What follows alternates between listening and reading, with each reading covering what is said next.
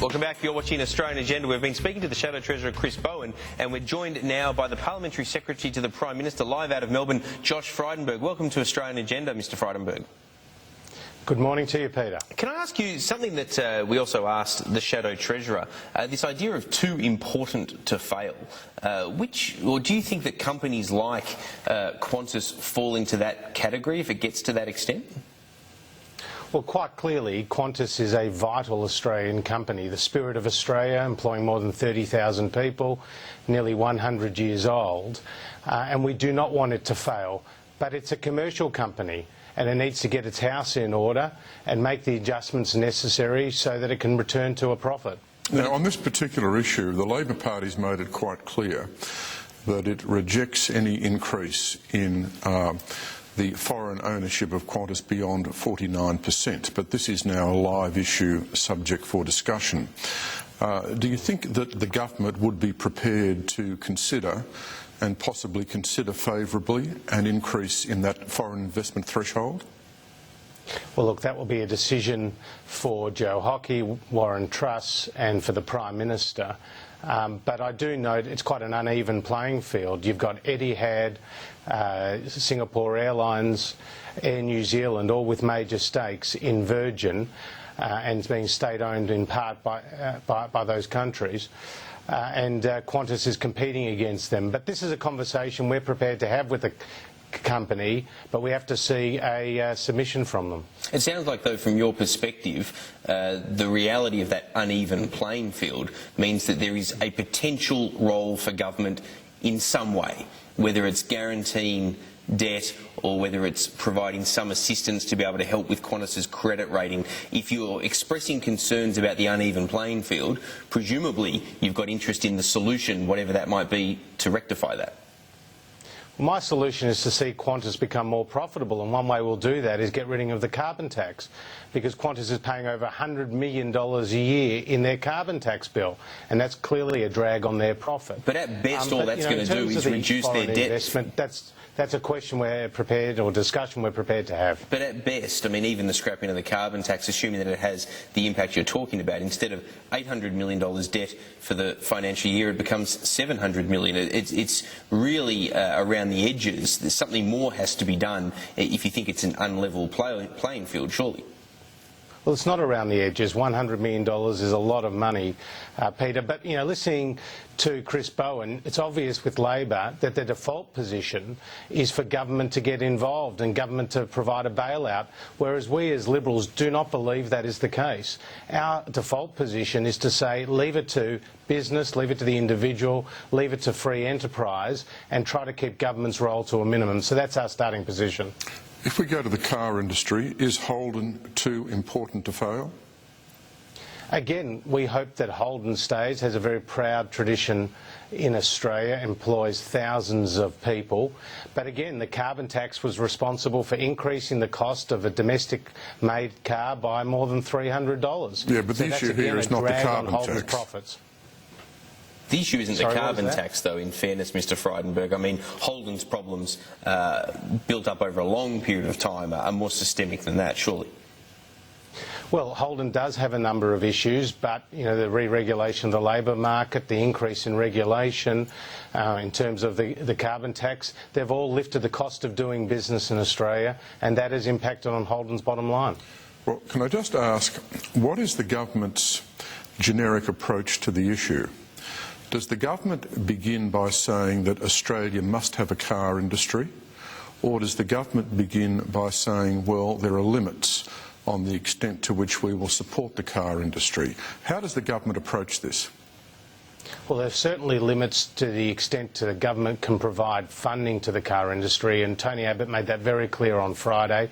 We have $1 billion committed to 2015 in the Automotive Transformation Scheme. That money is available to the sector, but we cannot use the taxpayer as an ATM for the car industry, and it's up to the car industry to become more efficient, more effective, and in the case of Holden, to come clean as to what its plans for Australia are. If there are limits, which is fair enough, in terms of what taxpayers can toss in, whether it's the car industry or whether it's the airline industry in terms of Qantas, that would suggest, wouldn't it, that whilst these are iconic brands and whilst they're important, they are simply not too important to fail.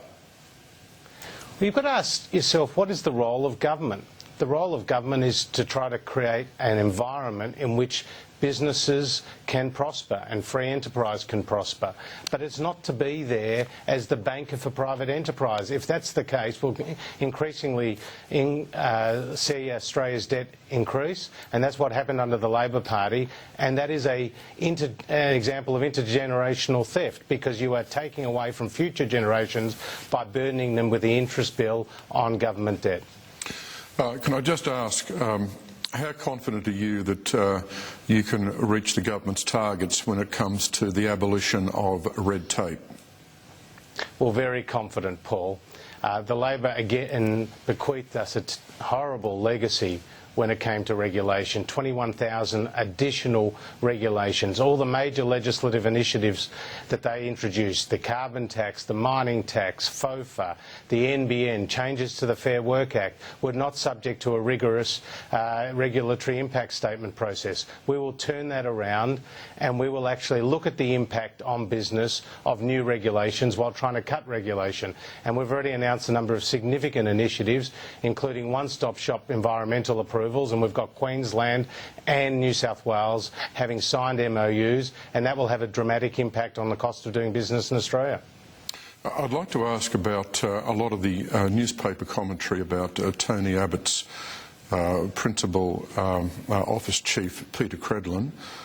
There are many reports that Liberals, including senior ministers, are concerned about the way she's operating. Do you think there's any truth in these remarks? I think she's an outstanding Chief of Staff and behaving entirely appropriately.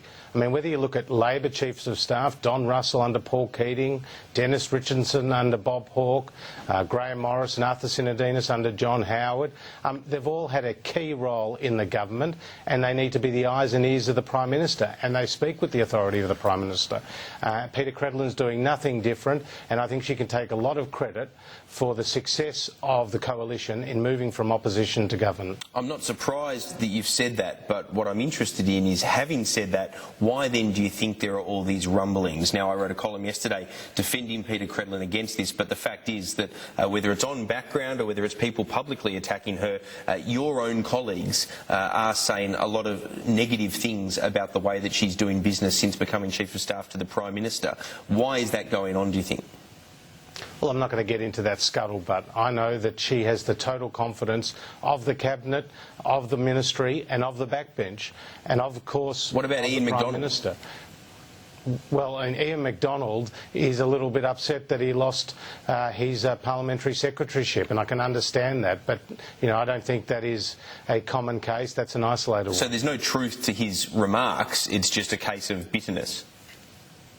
Well, look, I'll leave that to Ian MacDonald to say, but he did put out a press release after he got the call from Tony Abbott saying it was the worst day of his life. So I can understand that he was upset about that. But, you know, Peter Credlin's doing an outstanding job. Tony Abbott's office works very effectively and efficiently, and it's no different to the role that other Chiefs of Staff have played under both Labor and Liberal governments. I just want to ask you about the politics of foreign affairs. We've had the Foreign Minister, Julie Bishop, being publicly upbraided by the Chinese. I'm wondering how the government sees this. Is the reality here that from time to time we just have to get used to the fact that China and Australia won't agree on everything? Well, that's certainly the case. As you know, we have some differences on human rights, but Julie Bishop was absolutely right to raise Australia's concerns about the disputes in the East China Sea. We do not have a position on the competing maritime claims, particularly between Japan and China over the Senkaku and Diaoyu Islands, but we do not believe that recent moves have added to stability in the area, and so Julie Bishop was absolutely right to stand up for Australia's interests and for the more important regional interests. costs. Just one final question, Mr. Frydenberg, before we let you go. In the space of education, do you accept this argument? Because it seems to be the case. Your funding of state education as a government is not reliant on money being tipped in by the state government. So in other words, when the billions of dollars flow from the federal government, there is a capacity for state treasurers to pull money out if they think other parts of their budget warrant greater spending instead of education. Well, the only government that's pulling money out of education is the South Australian Labor government, and they should pay a price at next year's ballot box for that. But as opposed to the other states, we believe that they will tip in because they want to invest in education. But there's a very big difference between Labor and us on school funding. We've added an extra $1.2 billion for the jurisdictions of Queensland and Western Australia and Northern Territory, all of whom missed under Labor and all of whom would have been falling further behind in terms of education results if the Labor government had won another term. All right, Josh Frydenberg, Parliamentary Secretary to Tony Abbott. We appreciate your company on Australian Agenda. Thanks very much. Nice to be with you. Paul Kelly, as always, thanks very much for your company as well. And thanks for watching this episode of Australian Agenda. We will be back at the same time next Sunday. See you then.